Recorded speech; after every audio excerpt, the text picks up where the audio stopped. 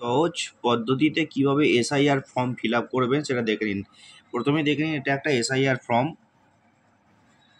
এ দেখুন, ফর্মটা এইভাবে থাকবে। এইখানে কিন্তু বারকোড দেওয়া রয়েছে, এইসব কলামগুলো রয়েছে। এইখানে আপনাদের কিছু করতে হবে না। এখানে একটা ফাঁকা জায়গা রয়েছে, এখানে আপনাকে একটা কালার ফটো লাগাতে হবে পাসপোর্ট সাইজের। তারপরেই দেখুন এই এই যে পার্টটা রয়েছে, এটা কিন্তু সবার জন্য এটা ফিল আপ করতেই হবে। প্রথমেই রয়েছে কিন্তু জন্ম তারিখ। এখানে আপনার জন্ম তারিখ দিয়ে দেবেন। জন্ম তারিখ যাই হোক, জন্ম তারিখ ধরুন 1/1/1995 জন্ম তারিখ। তারপরে কিন্তু আধার নাম্বার, আপনার আধার নাম্বারটা এখানে বসিয়ে দেবেন। 12 অঙ্কের আধার নাম্বার আছে, 12 অঙ্কের আধার নাম্বার, এখানে আধার নাম্বারটা বসিয়ে দেবেন।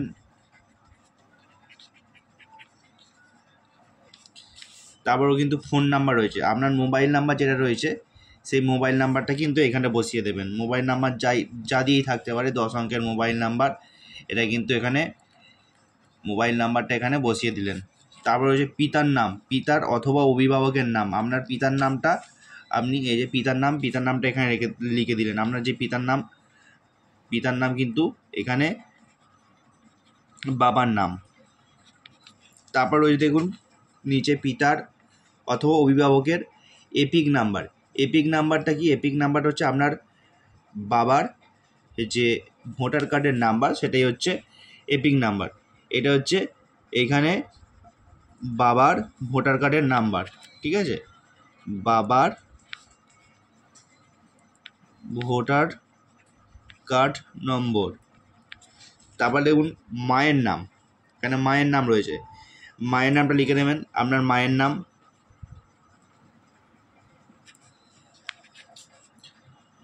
নাম, তারপরে কিন্তু মায়ের এপিক নাম্বারটা ওই একই, যেটা বাবার এপিক নাম্বার লিখেছিলেন, বাবার ভোটার কার্ডের যে নাম্বারটা, এখানে কিন্তু মায়ের ভোটার কার্ডের নাম্বার লিখতে হবে। মায়ের ভোটার কার্ড নম্বর, ঠিক আছে? স্বামী অথবা স্ত্রীর নাম যদি থাকে, আপনি যদি বিবাহিত পুরুষ হন তাহলে এখানে আপনার স্ত্রীর নাম, বিবাহিত মহিলা হলে এখানে আপনার স্বামীর নাম, স্বামী অথবা স্ত্রী নাম।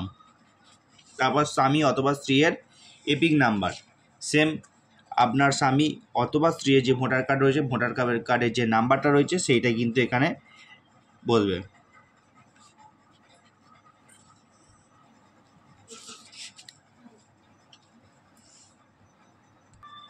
দেখুন এই প্রত্যেকটা ফর্মের জন্য কিন্তু প্রত্যেকটা ক্যান্ডিডেটের এই পাঁচটা কিন্তু ওপরের 2025 সালের 2025 সাল অনুযায়ী আমরা যেটা রয়েছে সেটা ফিল আপ করতেই হবে।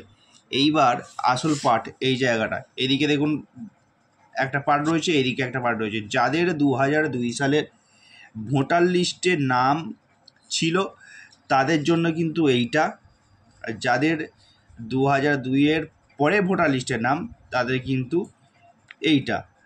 আমি প্রথমে দেখাচ্ছি 2002 সালে ভোটার লিস্টে যাদের নাম ছিল। এইখানে কিন্তু তখন কিন্তু এটা চেঞ্জ হয়ে যাবে। 2002-এ ভোটার লিস্টে নাম থাকা মানে এই 95টা কিন্তু আরও পিছন দিকে চলে যাবে। তাহলে আপনার নামটা এখানে লিখবেন, নাম, এপিক নাম্বার মানে আপনার ভোটার কার্ড নম্বর,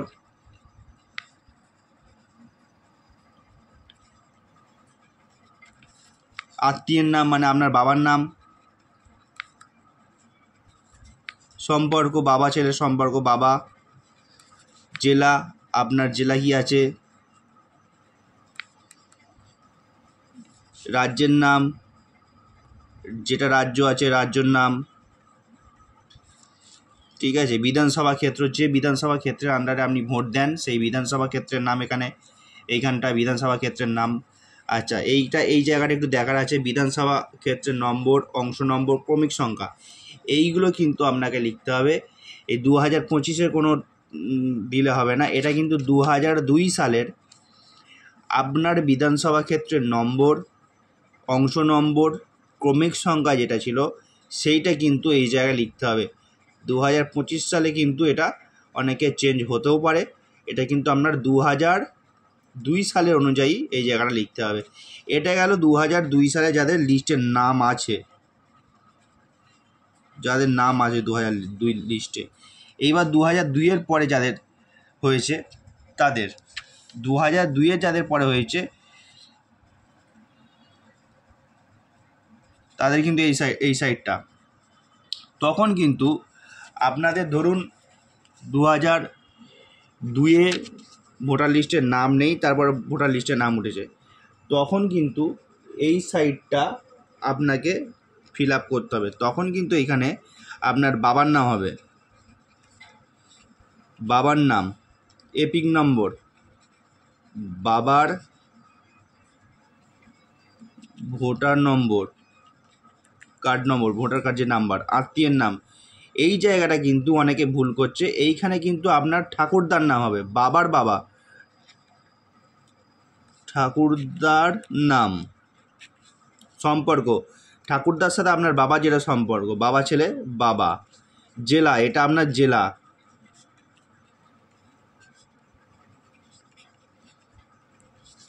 জেলা, রাজ্যের নাম, এখানে আপনি যে রাজ্যে বসবাসকারী বাসিন্দা সেই রাজ্যের নামটা দেবেন। এখানে বিধানসভা ক্ষেত্র, বিধানসভা ক্ষেত্রের নম্বর, অংশ নম্বর, ক্রমিক সংখ্যা, এইগুলো কিন্তু আপনি কি করে পাবেন? এইগুলো কিন্তু সম্পূর্ণ আপনার বাবার ডকুমেন্টস অনুযায়ী লিখবেন। 2002 সালে আপনার বাবার ডকুমেন্টস যা ছিল সেই হিসাবে কিন্তু এইটা লিখবেন। 2002 সালের লিস্ট খুঁজলে কিন্তু আপনি অটোমেটিক পেয়ে যাবেন। আর সর্বশেষ এই জায়গাটা আপনাকে স্বাক্ষর করে দিতে হবে, ফুল ফর্মে আপনি সই করবেন। তারপর এখানে বিএলওর স্বাক্ষর 2 কপি ফর্মের মধ্যে, 1 কপি বিএলওর কাছ থেকে সই করে আপনি নিয়ে নেবেন, 1 কপি বিএলওকে জমা দিয়ে দেবেন। তাহলে এইটা হচ্ছে কম্পালসারি, এই পোর্শনটা হচ্ছে কম্পালসারি। এই পোর্শনটা হচ্ছে যাদের 2002 সালে ভোটার লিস্টের নাম রয়েছে তাদের, আর এই সাইডটা কিন্তু যাদের 2002 সালে ভোটার লিস্টের নাম নেই তাদের, অর্থাৎ 2002-এর পর যাদের ভোটার লিস্টের নাম উঠেছে তাদের জন্য এই সাইডটা। 2002 সালে যাদের ভোটার লিস্টের নাম আছে তাদের কিন্তু এই সাইডটা ফিল আপ করার কোনো প্রয়োজন নেই। এই সাইডটা যাদের 2002-এর পরের ভোটার লিস্টে নাম উঠেছে তাদের জন্য কিন্তু এই সাইডটা করার দরকার নেই। যাদের 2002 সালে ভোটার লিস্টে নাম আছে তাদের জন্য কিন্তু এই সাইডটা করার কোনো প্রয়োজন নেই। এবার যারা বিবাহিত মহিলা হবেন, বিবাহিত মহিলাদের জন্য কিন্তু আপনার সম্পূর্ণ ডকুমেন্টস এইখানে আসবে।